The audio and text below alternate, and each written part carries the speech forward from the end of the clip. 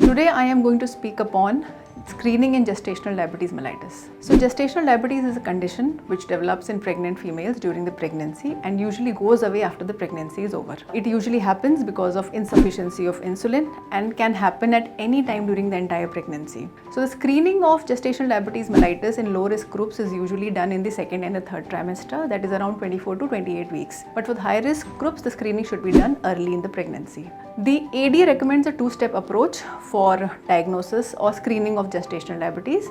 First is the glucose challenge test, where 50 grams of glucose is given to the female, values more than 140 milligrams per dl. They are called for a follow-up test which is called as oral glucose tolerance test, in which a higher amount of glucose is given to the pregnant lady and more than 2 samples, 2 to 3, or depending upon the doctor's recommendation, the samples are taken. The values that we get after samples are run for glucose, if more than 2 values come above the cutoff level, the female is considered to be having gestational diabetes mellitus, and then she is treated accordingly. Gestational diabetes mellitus is important that we screen and find about it in the early stages of pregnancy, because then it can be managed well to avoid any significant impact to the mother and the child.